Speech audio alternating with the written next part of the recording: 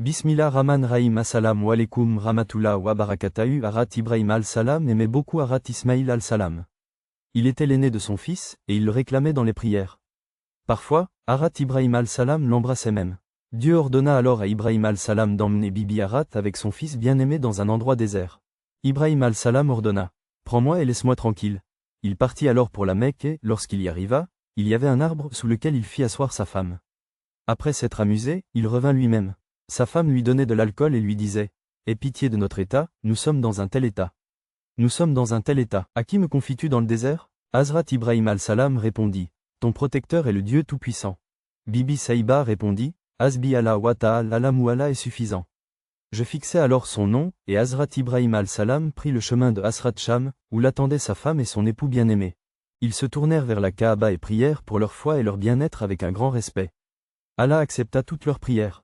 Hazrat Ibrahim al-Salam et son épouse avaient une foi inébranlable en Allah.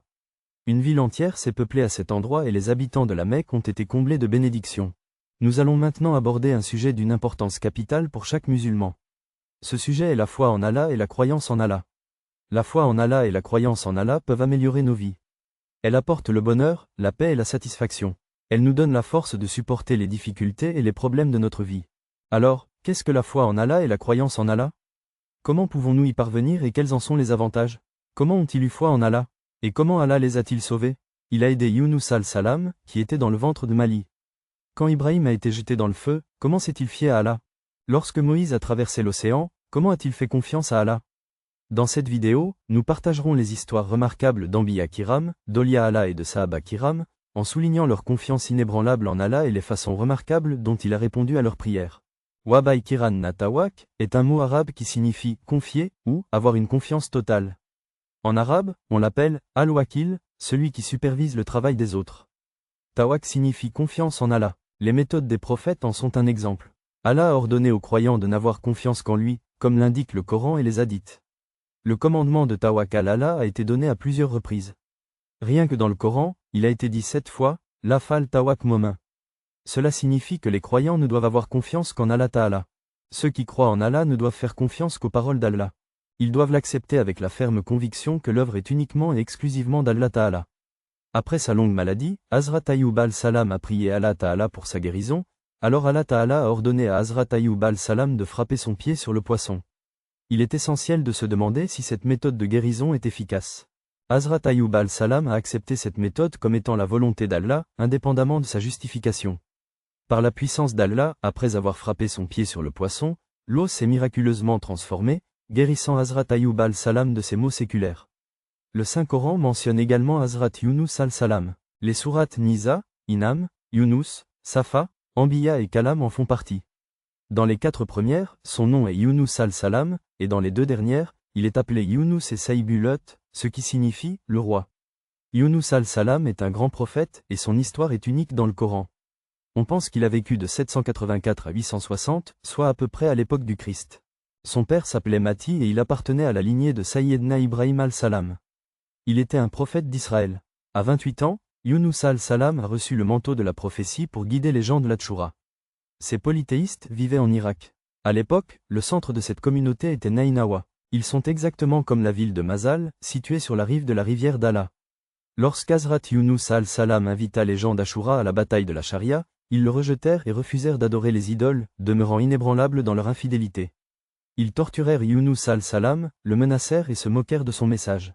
L'opposition acharnée de la communauté les rendit furieux et ils maudirent Yunus al-Salam en lui infligeant une douloureuse affliction qui frapperait dans les 3 jours. Juste avant le 3e jour, à minuit, Abu Bakr rejoignit les villes de la communauté. Ils quittèrent le campement et cherchèrent Yunus al-Salam, mais ils ne le trouvèrent pas. Ils voulaient ramener Yunus al-Salam de leur communauté, mais ils n'en avaient pas reçu l'ordre. Après la bénédiction d'Abu Bakr, ils quittèrent leur quartier sans prier Allah. Les chefs de la Tchoura ont reconnu les signes et se sont repentis, recevant le pardon d'Allah. Les coutumes d'Allah sont claires dans le Coran, il ne bénit que les communautés qui remplissent leurs obligations. Alors, quand le prophète a-t-il retardé cet appel? Il n'a pas tardé à donner ce conseil jusqu'au dernier moment, et il est lui-même mort avant l'heure prévue. Par conséquent, la justice d'Allah n'a pas exigé de rétribution de la part de cette communauté, car toutes les lois de la charia concernant les meurtres avaient déjà été respectées, et il leur a pardonné. Lorsqu'Hazrat Yunus al-Salam atteignit la rive de l'Euphrate, il trouva un bateau rempli de voyageurs. Hazrat Yunus al-Salam Boti monta à bord et le bateau leva l'ancre. Le bateau continua à flotter confortablement dans la mer pendant toute la journée. Soudain, de hautes vagues commencèrent à s'élever. Hazrat Yunus al-Salam Bodje demandait au bateau de réduire sa proue, mais la proue ne s'est pas réduite et le bateau a commencé à osciller. Les gens ont commencé à croire que le bateau allait couler. Le batelier, d'une voix ferme, s'est adressé à son équipage en déclarant « Je suis cet esclave qui s'est enfui de chez son maître. Jetez-moi hors du bateau ». Les bateliers furent tellement impressionnés par ces paroles qu'ils refusèrent, décidant plutôt de lire le Coran 3 fois, en s'assurant que le nom de Hazrat Yunus al-Salam était mentionné à chaque fois. Convaincus, ils ont jeté Hazrat Yunus al-Salam dans la rivière, où il a sauté. À ce moment-là, Rouda Tala ordonna à Nemli de le sortir de l'eau en disant « Ce n'est pas ta responsabilité ». Il ne devait pas avoir de problème. La divinité féminine avala alors Yunus al-Salam tout entier. Yunus al-Salam se retrouva dans l'estomac de la divinité féminine et exprima sa prière au tribunal d'Allah. Il demanda pourquoi il était le seul à être parti sans attendre Allah ni prendre sa permission. Il sortit de Ninwa et proclama « Arat Yunus al-Salam ». Il invoqua Allah dans la grotte et 3 ténèbres se rassemblèrent autour de lui, les ténèbres de la nuit, les ténèbres de la mer. S'il n'avait pas récité le rosaire, il serait resté dans le ventre de l'ange jusqu'au jugement dernier. Il éleva la voix dans les ténèbres. Ila anta subanini kuntomin alimin taruma ilahi, il n'y a pas d'autre Dieu que toi. Je ne fais qu'un avec toi. Je déclare ta pureté. Sans aucun doute, je suis celui qui opprime mon propre moi. Tout musulman qui récite cette prière avec l'une de ses mains, Allah acceptera sa prière. Cette prière est l'une des plus acceptées. Ibn Hatim rapporte que sallallahu alayhi wa sallam a dit, mais Yunus al-Salam a prié avec ce calme.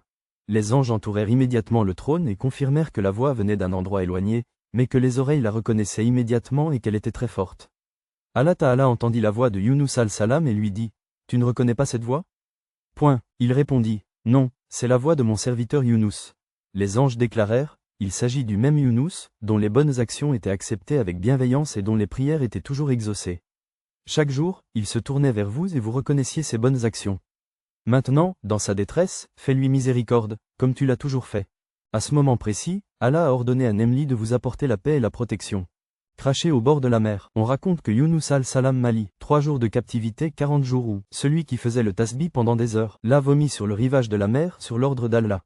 Hazrat Abdullah bin Masoud, dit qu'en raison de son séjour dans l'utérus d'une femme, son corps était devenu tel qu'il ressemblait à la naissance d'un oiseau.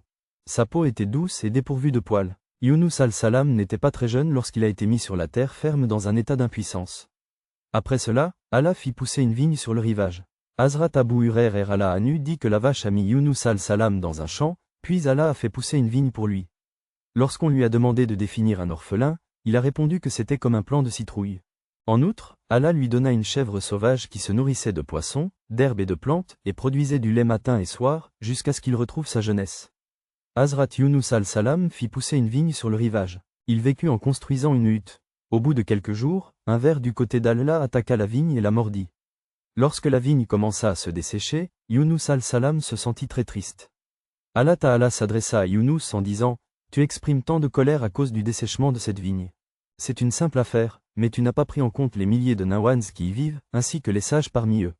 En maudissant la communauté sans l'attendre, non seulement nous lui déplaisons, mais nous ne faisons pas preuve de la bonté et de la miséricorde dont nous savons que vous êtes capables. » Il n'était pas conforme à la dignité d'un prophète de maudire la communauté et de tourner le dos à la mort en la haïssant, tout en l'attendant. Nous ne devons pas faire cela. Après que Yunus al-Salam a quitté le village, les habitants de Ninwa ont été convaincus qu'il était le prophète. Allah est proche, et la destruction est maintenant certaine.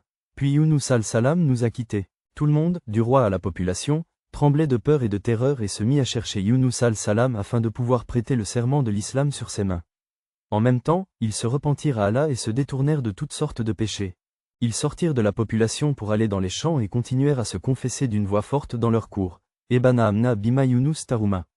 Ô notre Seigneur, Yunus al-Salam, ton message est avec nous. Nous l'avons apporté, nous le confirmons et nous y croyons. Allah a accepté sa prière et l'a protégé par la parole divine. Allah accorda à Yunus al-Salam une bonne santé et lui ordonna de retourner à Ninwa, où il vivrait parmi la communauté et leur servirait de guide. Hazrat Yunus al-Salam retourna à Ninwa et les membres de la communauté furent ravis de le voir. Il vécut à Ninwa et y mourut. Sa tombe s'y trouvait, mais elle est devenue inconnue après la destruction de Ninwa. La leçon à tirer est claire, il ne faut en aucun cas désespérer de la miséricorde d'Allah ou se fier à ses propres connaissances en matière de guidance. La guidance ne vient que d'Allah. Votre seul message est de transmettre la vérité. Femme, Hazrat Musa al-Salam était le fils d'un esclave, pas un martyr, mais un membre de la communauté des esclaves.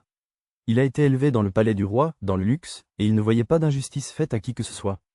Il avait toujours l'habitude d'aider les pauvres. Un jour, en aidant un membre de ta communauté, toi, d'al-Salam, tu deviens fou et tu penses que c'est l'œuvre du diable.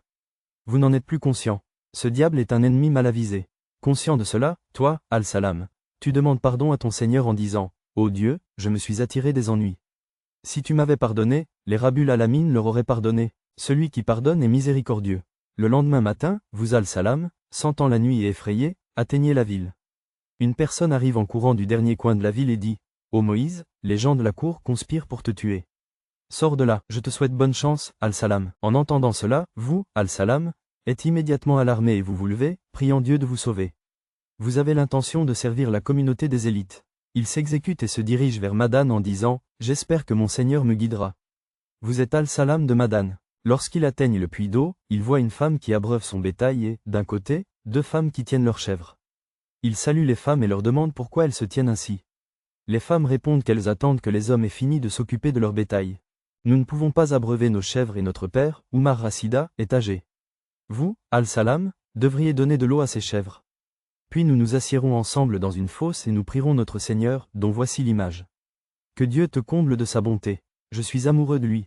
Cette histoire date d'avant que Hazrat Musa al-Salam ne commence à naviguer dans la prophétie. Imaginez ceci, un jeune homme nommé Nao, élevé dans le palais royal, quitte l'Égypte, laissant tout derrière lui et partant seul. Il fait face à des défis, porte un fardeau dans le désert et atteint une région où il n'a personne pour s'occuper de lui et où il ne sait pas comment trouver de l'eau. C'est un trou profond et il n'y a aucun moyen de gagner sa vie. C'est un lieu d'extrême pauvreté, de besoin et de pénurie. Un homme ordinaire aurait perdu tout espoir dans de telles circonstances. Mais Hazrat Musa al-Salam a prié Allah et demandé le pardon de l'Égypte. J'ai prié Dieu en quittant la maison et la communauté musulmane s'est dirigée vers Seba Lemdan. Je ne connais pas le chemin et je suis seul. J'ai prié Dieu, espérant qu'il me guiderait. Après un voyage fatigant de plusieurs jours, Madan a atteint Seba Lemdan. Malgré sa fatigue, il s'est mis au service des gens, donnant de l'eau aux chèvres des femmes sans rien demander en retour. Après avoir fait cela, vous venez à mes côtés et vous me dites salam, la meilleure chose dans la vie. Babcock, et si nous avions été victimes de l'amour, quelle aurait été notre condition et qu'aurions-nous fait? Si nous avions demandé de l'aide à notre Dieu dans une telle situation, qu'aurions-nous demandé? Que demandons-nous dans nos prières? Nous savons tout ce que nous demandons. Nous demandons à Allah du pain et un endroit où dormir.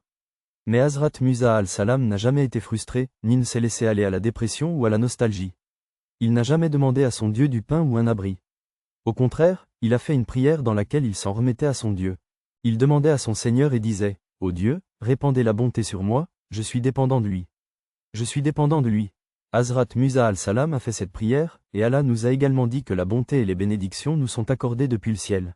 J'ai tout reçu en retour, un endroit merveilleux où vivre, une famille religieuse, une épouse pieuse et la compagnie d'une personnalité précieuse pour la poursuite de la spiritualité. Et grâce aux bénédictions de cette prière, vous avez également reçu la prophétie, al-Salam.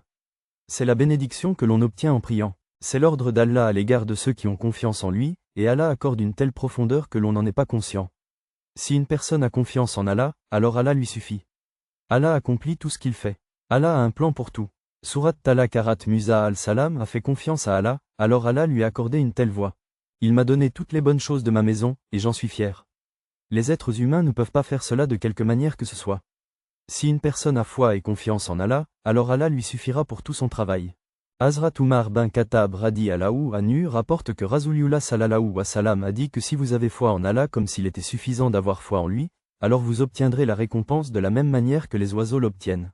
Ils sortent affamés le matin et reviennent heureux le soir. Cet événement est décrit dans le Saint-Coran comme Hasanul Kas.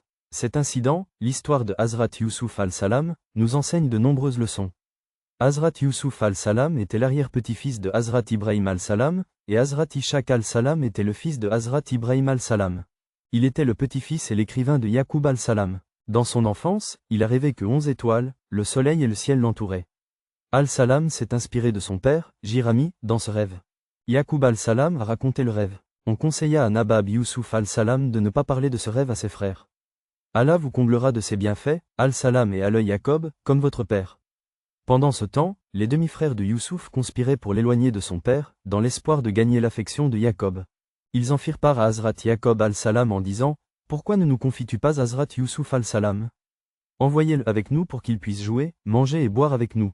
Hazrat Yaqub al-Salam exprima sa joie qu'il ne perde pas de vue Hazrat Youssouf al-Salam et qu'aucun loup ne le mange. Il rassura Hazrat Yaqub al-Salam et emmena Hazrat Youssouf al-Salam avec lui, le faisant descendre dans un puits profond. Il revint auprès de Baba Yaqub et confirma que ses paroles avaient été justifiées. Youssouf al-Salam avait bel et bien été dévoré par un loup. Hazrat Yaqub al-Salam resta patient et silencieux. Hazrat Youssouf al-Salam était présent dans ce puits lorsqu'une caravane en partance pour l'Égypte passa à proximité. Ils mirent le seau pour recueillir de l'eau et Hazrat Youssouf al-Salam en sortit. Ils l'ont pris sous leur contrôle et l'ont compté. Ils le vendirent ensuite à une grande famille égyptienne, connue sous le nom de Hazrat Youssouf al-Salam. Hazrat Youssouf al-Salam y fut élevé et continua à décider des mois et des années de sa vie. Lorsque Youssouf al-Salam devint célèbre, sa femme devint envieuse et tenta de l'inciter à commettre un péché, ce qu'il refusa. Elle essaya de lui faire du mal. Quand il vit la pièce entière, il reconnut le grand deuil, mais à cette occasion, sa femme changea d'attitude et accusa Hazrat Youssouf al-Salam. Pour prouver l'innocence de Hazrat Youssouf al-Salam, Allah Tabark Ta'ala donna à un garçon du palais le pouvoir de parler. Le garçon déclara que si le voile de Hazrat Youssouf al-Salam était déchiré sur le devant, il appartenait à l'épouse égyptienne, et que s'il était ouvert, il appartenait à Hazrat Youssouf. Lorsqu'il s'aperçut de l'absence d'al-Salam, il le but. Leur cœur était déchiré. Il a été prouvé que Hazrat Youssouf al-Salam est chaste. Lorsque la nouvelle de cette sentence se répandit en Égypte, les femmes appartenant à la classe noble exprimèrent leur admiration pour le caractère de l'épouse de Hazrat Muhammad d'Égypte, qui était fière de l'enfant qu'elle avait élevé elle-même. Lorsque l'épouse de Hazrat Muhammad d'Égypte entendit cela, elle appela immédiatement ses femmes chez elle, leur prépara un siège et leur donna des fruits et du pourri. Ces femmes se coupèrent les mains. En voyant le temple, Youssouf al-Salam pria Allah de bénir ses femmes. Youssouf al-Salam pria Allah de bénir ses femmes. Kemkar envoya l'argent à l'écriture, et Allah accepta la prière et fit disparaître le mal. Youssouf al-Salam entra dans la prison et rencontra 2 prisonniers. Ils lui firent part de leurs rêves. Après avoir écouté leurs rêves, Youssouf al-Salam leur dit que l'un d'entre vous porterait un cheval sur une poulie et deviendrait le barman d'un roi à partir d'un prisonnier qui deviendrait barman. Vous avez dit au roi Time de prier pour moi. Après avoir été libéré, le roi devint le témoin du temps, mais il oublia de prier Hazrat Youssouf al-Salam devant le roi Temps. Bien des années plus tard, le roi d'Égypte fit un rêve. 7 vaches faibles mangeaient 7 vaches grasses. Les 7 autres étaient des épis de maïs juteux, tandis que les autres étaient des épis de maïs sec. Le compagnon du roi du temps se souvint immédiatement de Hazrat Youssouf al-Salam. Il alla voir Youssouf al-Salam et lui dit qu'après 7 années de prospérité, 7 dictons d'Alamguer engloutiront le monde entier. La pratique des céréales doit se faire pendant les années sèches, sinon elle causera des pertes aux gens. Le but sera atteint et les effets de la captivité disparaîtront. Après avoir entendu l'interprétation de Hazrat Youssouf alayhi salam, le roi d'Égypte l'invita à se joindre à lui. Hazrat Youssouf al-Salam accepta la responsabilité des Vir Kana. Plus tard, Hazrat Youssouf al-Salam devint Hazrat al-Salam, et l'administration de l'Égypte fut confiée à Umm al-Salam. Après des années de prospérité, l'empire mondial s'étendit au monde entier. Cependant, son influence s'étendait au-delà de ses frontières, affectant les peuples de pays lointains. Les frères de Hazrat Youssouf al-Salam subirent également l'influence de cet empire. Lorsqu'ils apprirent que l'Égypte avait de la nourriture à offrir, ils cherchèrent Hazrat al-Salam. Lorsque les demi-frères de Hazrat Youssouf al-Salam vinrent le voir, il les appela Hazrat Youssouf al-Salam. Je lui ai parlé de sa famille. Il s'est enquis de la situation et lui a dit que la prochaine fois qu'il viendrait, il devrait amener son jeune frère avec lui. Lorsque le frère de Youssouf al-Salam a commencé à venir, son argent a également été mis dans ses bagages et il est revenu. Il demanda à Hazrat Yaqub al-Salam d'emmener Benyamin avec lui en Égypte. Hazrat Yaqub al-Salam n'était pas d'accord au début, mais lorsque les biens ont été récupérés, il a changé d'avis et s'est préparé à envoyer Hazrat Benyamin avec lui. Benyamin arriva avec Hazrat Youssouf al-Salam, et lorsque le sac fut pesé, Youssouf al-Salam garda Benyamin avec lui dans le cadre d'un plan. Les frères s'arrangèrent pour payer la caution de Benyamin. Je priais, mais Youssouf al-Salam me fit du mal. Il ne voulait pas envoyer Benyamin. La caravane de gens atteignit Yaqub al-Salam, et il fut informé que son fils Benyamin avait été arrêté par l'armée de Tori. Hazrat Yaqub al-Salam fut profondément attristé par l'arrestation de son fils pendant la guerre, et ses sens s'évanouirent avec ses larmes. Hazrat Yaqub al-Salam a alors demandé à ses fils de rechercher Benyamin et Youssouf, les implorant de trouver l'espoir dans la miséricorde d'Allah. Il reconnut toutefois que cela était peu probable, d'autant plus que mère n'était pas présente lorsque Baba Bey était allé faire ses courses. Avec un courage inébranlable, ils déclarèrent « Nous sommes venus vous demander la charité, et vous devriez nous donner la charité ». Hazrat Youssouf al-Salam écouta les paroles de ses frères, puis déclara avec assurance « Je suis Youssouf, et voici mon frère ». Allah nous a bénis à cette époque. Hazrat Youssouf al-Salam leur dit fermement « vous m'avez aussi pardonné mes défauts. Il fit alors descendre le Saint-Coran et affirma que s'il le plaçait sur le visage de Hazrat Yaqub al-Salam, celui-ci recouvrerait la vue. Hazrat Yaqub al-Salam était présent dans sa maison. Il informa ses fils, qui étaient présents, que l'odeur du prophète Youssouf approchait. En réponse, les fils exprimèrent leur dédain et leur impudence. Au même moment, les frères qui étaient venus de l'extérieur atteignirent la maison et l'odeur fut appliquée sur lui, puis il recouvra la vue. Les fils eurent honte et il leur pardonna leurs péchés. Toute la famille l'accueillit. Oui, Youssouf al-Salam fit asseoir ses parents sur le trône, et ses parents et ses frères devinrent alertes devant lui. Voilà qui complète l'interprétation du rêve de Hazrat Youssouf alayhi salam, mes amis. Hazrat Youssouf alayhi salam est une figure exemplaire qui a incarné la patience et a été béni par Allah, allant du puits à la prison en Égypte et régnant sur le royaume de Bilkiriya. Maryam alayhi salam, sans instruction divine, n'a pas secoué les sabots, c'est-à-dire. L'interprétation du rêve de Hazrat Youssouf alayhi salam était complète. Il a cru en la patience, et Allah l'a béni de toutes les bénédictions, y compris le puits en prison et le royaume de Bilkiriya. Sans l'ordre d'Allah, Hazrat Maryam alayhi salam n'a pas reçu l'ordre de Dieu de secouer certains sabots, c'est-à-dire de manger le sabot lorsqu'il est mûr ou pourri. Allah Ta'ala aurait pu donner le sabot à Hazrat Maryam alayhi salam par sa puissance, sans aucune raison. Cependant, étant la maison des raisons du monde, il reçut l'ordre de secouer certains des sabots vers lui-même. Hazrat Maryam alayhi salam n'a pas reçu l'ordre de Dieu de secouer certains sabots vers elle-même. Alors Allah Ta'ala, par son ordre, a arrangé l'arbre aux sabots séchés pour Maryam alayhi salam, c'est-à-dire la vache. C'est ainsi que nous savons que, quelles que soient les choses qui nous appartiennent, nous avons fait confiance à Allah et les avons choisies. Nous devons choisir la bonne façon de faire, et nous devons avoir foi dans le pouvoir d'Allah de faire venir des gens au monde, même sans nos moyens. Personne ne peut venir au monde sans son ordre. Hazrat Ibrahim al-Salam a été jeté dans le feu brûlant, et tous les moyens pour l'y amener étaient présents. Cependant, l'ordre assurait la sécurité du Kouda à Baksh, de sorte que le feu ne lui a causé aucun dommage. En fait, le feu a amené d'autres personnes dans le monde et est devenu la raison de la fraîcheur et de la sécurité de Hazrat Ibrahim al-Salam. De même, Hazrat Ibrahim al-Salam a été jeté dans le feu brûlant. Votre hache a été portée sur le cou d'Ismaïl al-Salam avec force, mais même en coupant la hache dépend de l'ordre d'Allah. Allah avait clairement ordonné que la hache ne coupe pas le cou de Hazrat Ismaïl al-Salam, et malgré la présence du moyen de couper le cou de Hazrat Anas bin Malik, Allah ne l'a pas permis. Une personne a demandé à Rasulullah sallallahu wa sallam s'il devait couper la femelle du chameau après l'avoir attachée ou sans l'attacher. Rasulullah sallallahu wa sallam répondit, « Tiens-toi debout et fais confiance à Allah ». Le Saint-Coran souligne à plusieurs reprises l'importance de la confiance en Allah. C'est pourquoi je ne présente ici que la copie du verset. Tout d'abord, vous devez faire confiance à la personne qui ne meurt jamais. La sourate Furqan B dit, « Si tu t'engages à faire une œuvre quelconque, place ta confiance en Allah. » Sourate Al-Imran, « Et celui qui s'en remet à Allah, Allah lui suffit. » Sourate Talaq, Allah Ta'ala a ordonné aux croyants d'avoir confiance en eux-mêmes et leur a donné des conseils clairs sur la façon de le faire. Le prophète, paix et bénédiction d'Allah soit sur lui, a également enseigné et démontré la méthode de confiance en Allah à Mutta Makama.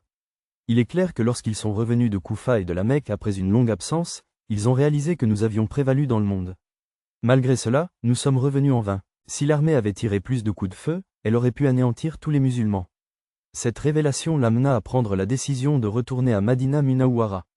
Hazrat Akram sallallahu alayhi wa sallam s'opposa à cette décision. Pour rattraper la promesse perdue, le lendemain, tôt le matin, il annonça à Reshaba que nous allions attaquer l'ennemi à Ketakoum, où de nombreuses personnes participaient au combat. Ils étaient faibles et fatigués, mais ils suivirent l'ordre de toi, sallallahu alayhi wa sallam, et dirent labaïk. Akram et ses compagnons atteignirent le poste de Amra al-Assad. À leur arrivée, un membre de la tribu des Bani Ka fut témoin de la bravoure des musulmans et en informa Abu Sufyan, l'exhortant à battre en retraite. Dieu bénit alors Koufa et Abu Sufyan retournent à la Mecque, affirmant qu'une personne prépare une attaque contre les musulmans. Les compagnons, saisis de crainte, répondirent qu'ils avaient placé leur confiance en Allah et que c'était la plus noble des actions. Dans Sahih Bukhari Muslim Sharif, il est raconté par Aïra ibn Abbas al-Aouan. Rasulullah sallallahu alayhi wa sallam a dit que 70 000 personnes de mon umma entreront dans le Nawab sans aucun compte. L'une de ces qualités est qu'ils auront confiance en Allah. Un homme doit choisir les moyens, n'avoir confiance qu'en le nom d'Allah, suivre la charia, craindre Allah et espérer le pardon grâce à la miséricorde d'Allah.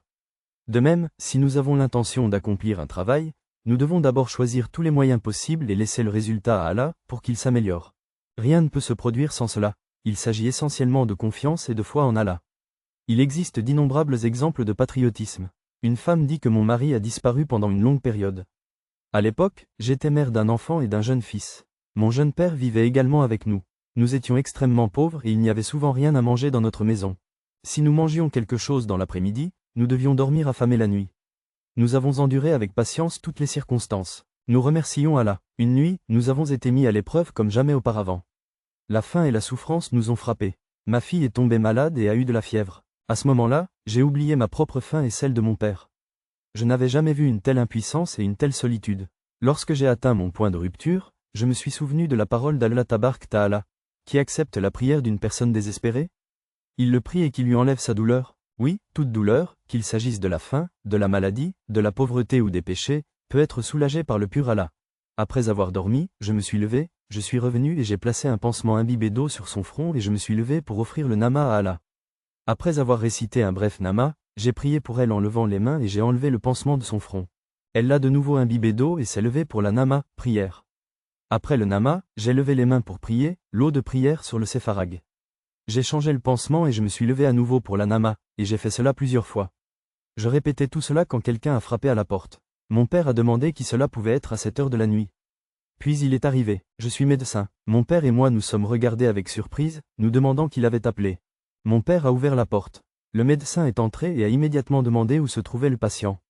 J'ai pointé du doigt le médecin. Le médecin a pris l'ordonnance et a écrit une prescription sur un morceau de papier. Il me l'a tendu et m'a dit « Donnez-moi mes honoraires et je suis prêt ». J'ai lentement offert mes services. « Docteur Saab, je n'ai pas d'argent pour vous payer. » J'étais complètement fauché. Le docteur, interloqué, s'est levé et a demandé « Pourquoi m'avez-vous appelé à minuit si vous n'aviez pas l'intention de payer? Pourquoi m'avez-vous appelé? Vous m'avez mis mal à l'aise. » Je lui ai dit que le médecin était venu chez nous par erreur. J'ai pris mon courage à deux mains et j'ai répondu « Docteur Saab, nous ne vous avons pas appelé au téléphone. Nous n'avons même pas de téléphone. » Le médecin a demandé « N'est-ce pas la maison d'un tel ou d'un tel ?» J'ai répondu « Non, docteur Saab, un tel est notre voisin. » Le médecin est resté silencieux pendant un moment, puis il a quitté notre maison et nous a emmenés chez le voisin, où nous nous sommes assis en silence et avec embarras. Peu après, le médecin est revenu. Les larmes aux yeux et la voix rauque, il a dit « Je jure par Allah que je ne quitterai pas votre maison tant que je n'aurai pas entendu toute votre histoire. » J'ai commencé à raconter toute mon histoire, expliquant comment j'appliquais des pansements à l'eau sur le front du bébé et priais Allah. Le médecin s'est levé de l'escalier et nous a fait sortir.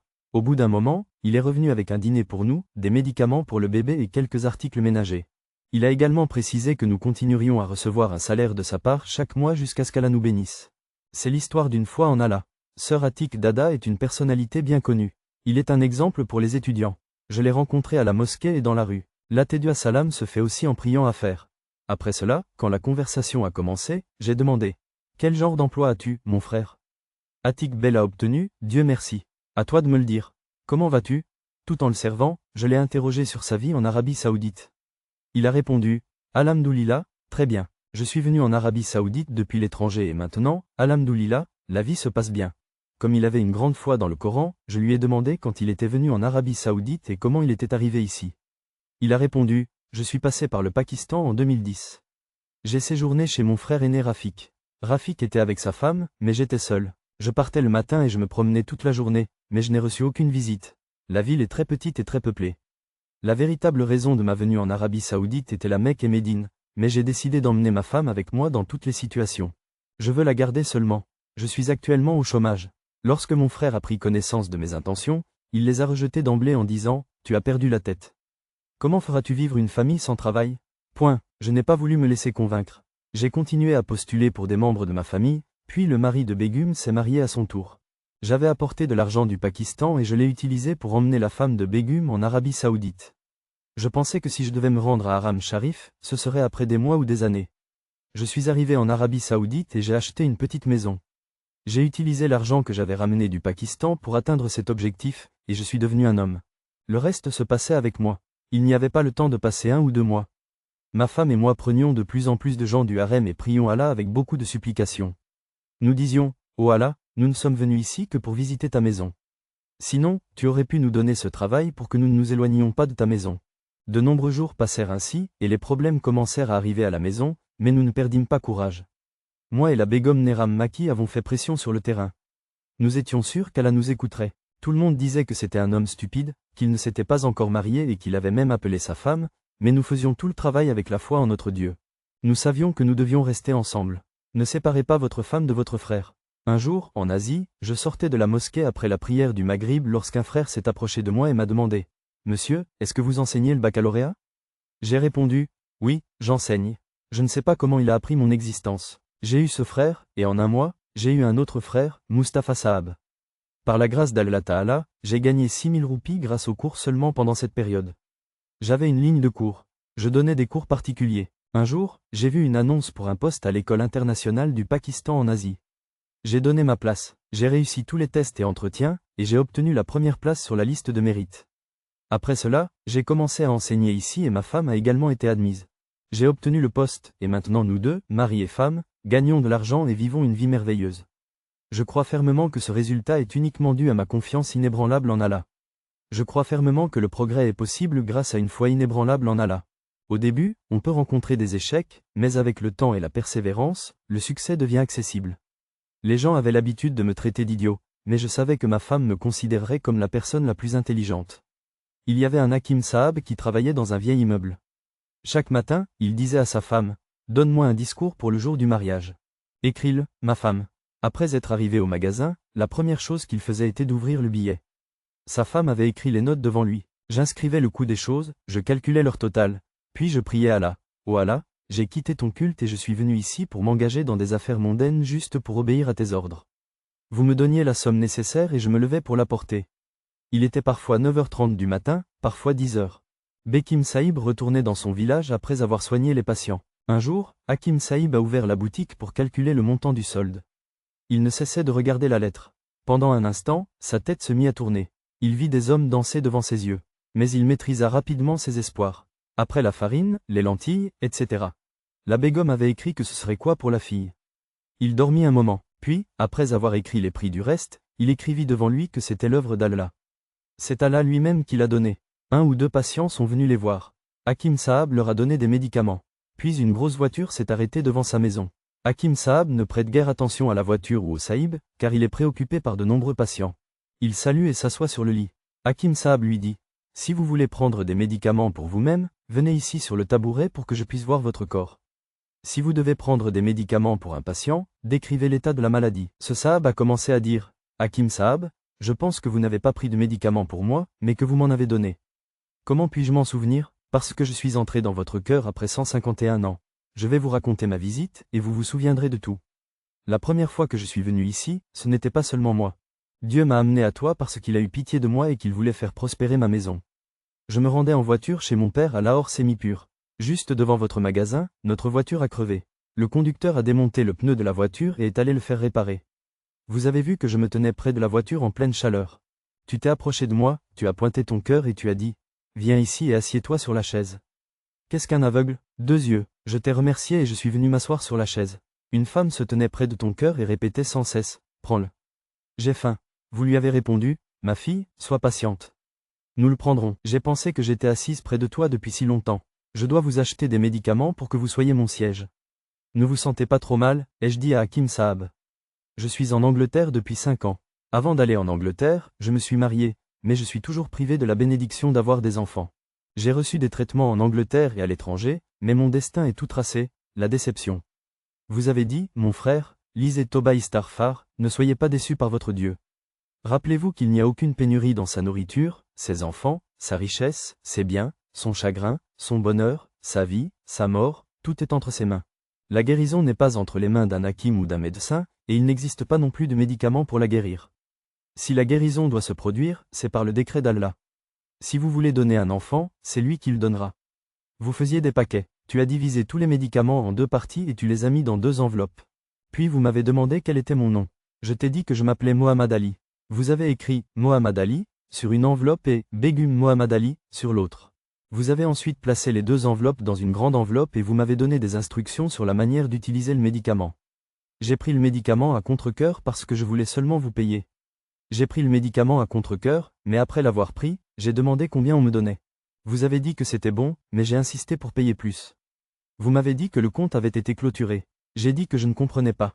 À ce moment-là, un autre homme est arrivé et a dit que le compte était fermé parce que la somme que Hakim Saab avait demandé à Allah pour les dépenses du ménage lui avait été donnée par Allah et qu'il ne pouvait pas prendre l'argent.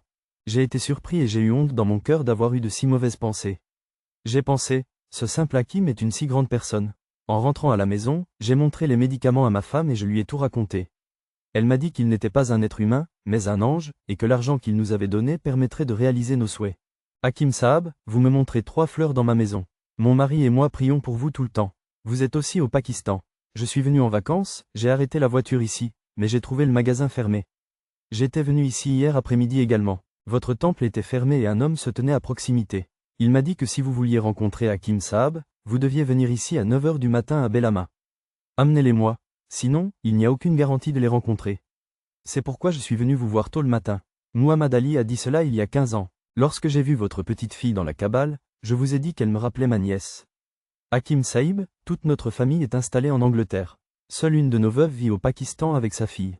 Le mariage de notre nièce était prévu pour le 21 de ce mois. J'ai couvert tous les frais de son mariage avec ma famille. J'ai passé 10 jours dans cette voiture et je l'ai envoyée chez mes parents à Lahore pour acheter un mariage de son choix. Elle a eu de la fièvre immédiatement, mais elle ne l'a dit à personne. Elle ne l'a dit à personne. Elle avait l'habitude de prendre des comprimés contre la fièvre comme Disprin. Le mariage de notre nièce était prévu pour le 21 de ce mois. J'ai couvert tous les frais de son mariage avec ma famille. J'ai passé 10 jours dans la voiture. Je l'ai envoyée chez mes parents à Lahore pour qu'elle achète un cadeau de mariage de son choix. Elle a eu de la fièvre immédiatement, mais elle ne l'a dit à personne. Elle ne l'a dit à personne et a continué à errer dans les bars. En me promenant sur le marché, je me suis soudain évanoui. Elle est tombée de là et a été emmenée à l'hôpital. À son arrivée, on a constaté qu'elle avait 104 degrés de fièvre et qu'elle avait la nuque brisée.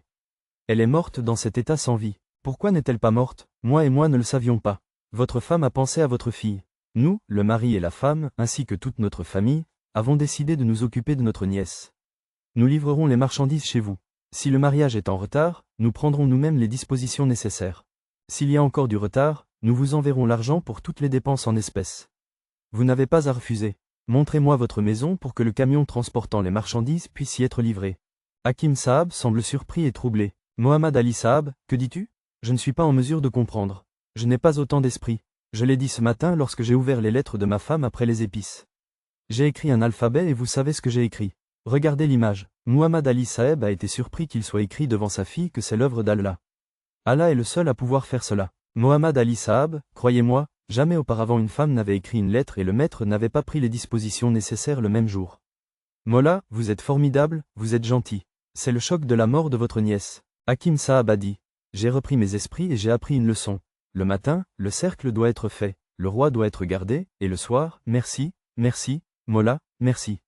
Hakim Ulma Arta Molana Ashraf Ali Tanvi a raconté un merveilleux incident pour le Tessil. Imite à sa manière. J'ai dit Sandela, il y a un endroit dans l'Hindoustan, il y a un incident qui s'y passe, un jour un homme de Baranagar s'est inquiété. La prière d'Istan a été récitée pendant plusieurs jours mais il ne pleuvait pas. Finalement, un gourou des prostituées locales est venu rencontrer les riches habitants et leur a dit que l'absence de pluie nous portait malheur et que nous n'avions pas de chance. La prière d'Istan a également été récitée, mais il n'a pas plu.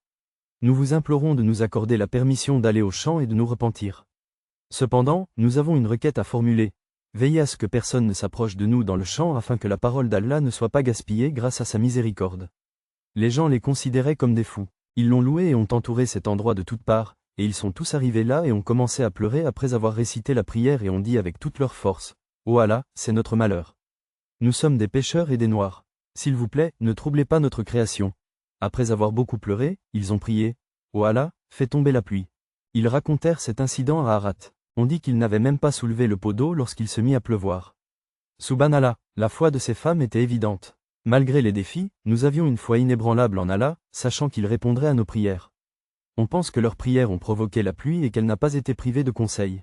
La charia stipule clairement que les prières des imams ne sont efficaces que pour faire tomber la pluie. Il est donc logique de conclure que la pluie qu'ils ont connue était due aux prières des femmes, et non à celles des imams. En réponse, Arat Tanvi Ramatullah a récité ce couplet en persan, affirmant que nous ne voyons pas Aïr et Alpha. Arat Tanvi Ramatullah a récité avec assurance le couplet en persan, nous ne voyons pas Aïr et Alpha. Dont la contrepartie est Amaïr et Alpha. Nous ne regardons pas le cœur et le cœur. Nous voyons le bonheur, il devrait y avoir du bonheur et du sang dans le cœur. La piété sèche n'est pas digne de respect dans notre cours. C'était notre vidéo d'amour. Nous espérons que vous avez aimé cette vidéo de notre amour. Si vous avez aimé la vidéo, aimez-la et partagez-la avec vos proches et vos amis. Dites-nous dans les commentaires à quelles autres occasions vous voulez voir la vidéo. Vous pouvez également nous poser des questions dans les commentaires. Tout d'abord, abonnez-vous à notre chaîne et appuyez sur le bouton « Cloche » pour recevoir des notifications de nos prochaines vidéos. Nous vous donnons rendez-vous dans la prochaine vidéo. D'ici là, que Dieu vous bénisse, vous et Nassir Amala. Nous avons également lancé une série de prières à la fin de chaque vidéo. Quiconque se joint à cette prière est assuré d'un résultat favorable par Allah. Tout d'abord, tous mes amis, mères et sœurs, récitez Duroud Sharif avec moi et commentez avec un Amen. Écrivez à Allah, avec la bénédiction d'écrire ceci. Amen. Allah Karim changera votre destin et le mien. Récitez Duru Ibrahimi. Allahumma sali ala Muhammad wa ala Ali Muhammad kama salta ala Ibrahim wa ala Ali Ibrahim inka hamid med Allahumma barik ala Muhammad wa ala Muhammad kama barta ala Ibrahim wa ala Ali Ibrahim inka hamid med. Allah, nous sommes tes serviteurs pécheurs. Nous confessons ta pureté et tendons nos mains en prière. Pardonne nos péchés, ô Allah. Nous tombons devant toi, Kabira. Nous demandons pardon pour tous nos péchés, nos erreurs et nos désobéissances. Nous nous repentons de nos péchés. Nous nous repentons devant toi, ô pur Seigneur. Fais de nous de vrais musulmans, fidèles à l'islam. Les musulmans sont remplis d'ignorance. Ô Allah, protège notre religion, l'islam. Donne aux musulmans la paix dans ce monde. Ô Seigneur du trône, ô sage. Ô univers, protège nos cœurs de l'égarement. La première communauté s'est égarée et les premières communautés ont désobéi à leurs prophètes. Ô Allah, ne permets pas que cela nous arrive. Ô Allah, protège-nous de ces péchés et fais de nous la cause de ta colère. Ô Allah, protège-nous de tous les péchés et fais de nous la cause de ton mécontentement et de ta colère. Ô Allah, façonne nos vies selon ta volonté. Accorde-nous la capacité de ne faire que le bien. Fais de nous des auditeurs de bonnes choses et des faiseurs de bonnes choses. Accorde-nous la capacité de répandre les bonnes choses. Ô Allah, nous vivons dans une ère de péché. Nous sommes conscients des divers péchés qui affligent notre communauté, et nous demandons ta miséricorde et tes conseils pour éviter de tomber dans de telles transgressions. Accorde-nous la capacité de rester à l'écart des péchés, car tu es bon, miséricordieux et compatissant. Pardonnez nos péchés et accordez-nous la capacité de les éviter à l'avenir. Ô Allah, accorde-nous la capacité de libérer notre corps, notre esprit, notre cœur et notre âme. Purifiez l'âme de l'islam, lave la crasse et la saleté qui sont collées sur nos cœurs avec ta miséricorde. Ô Allah, protège-nous de ta honte et de ton déshonneur. Ô Dieu pur, protège tous les musulmans de la paresse et de la négligence des musulmans. Rends la voix de l'islam célèbre et hisse le drapeau de l'islam. Ô Allah, protège l'ensemble de l'Oumma de Muhammad de l'opprobre du jugement. Ô Allah, sois satisfait de nous. Protège-nous du diable et de nos propres tendances destructrices. Fais que nos pieds soient inébranlables sur le sirat. Accorde-nous ta miséricorde et épargne-nous ton courroux. Ô Allah, accorde-nous la compagnie des gens qui sont tes serviteurs préférés et rapproche-nous de toi. Rappelle-nous ta présence et augmente notre foi. Augmente nos bonnes actions et accorde-nous tes bénédictions. Ô Allah, ne nous donnez pas ce pouvoir. Nous ne donnons pas aux autres cette richesse pour laquelle nous les rendons pauvres, nous ne leur donnons pas cette connaissance, nous ne gardons pas cette hauteur cachée dans nos cœurs. Afin que nous ne tombions pas dans la dégradation, donne-nous tout ce que nous pouvons partager avec les autres et devenir égaux à tout le monde. Ô Dieu pur, aucune tâche n'est facile, mais tu la rends facile, et tu rends toujours facile ce qui est difficile. Ô Allah, allège les difficultés de tous les frères et sœurs musulmans. Ô Allah, ne nous laisse jamais seuls dans aucune situation, dans les difficultés et les ennuis, dans le bonheur ou le soulagement. Nous nous engageons à répandre la bonne parole à tous les gens afin qu'ils puissent se sauver de ces péchés. Cette chaîne de péchés est remplie de péchés. Accorde-nous la capacité de répandre la parole de bonté. Ô Allah, accepte nos efforts pour répandre la parole de bonté et fais de ce désir une réalité. Ô Allah, fais en sorte que tous nos souhaits se réalisent, qu'ils soient prononcés ou gardés dans nos cœurs. Honore-nous et accepte-nous comme tes serviteurs, et ne nous renvoie pas les mains vides de ta porte, remplis nos offrandes. Seigneur de toutes les âmes, lorsque nous quitterons ce monde, accorde le kalma taïbari à notre langue et accorde-nous une place près de ton trône le jour du jugement.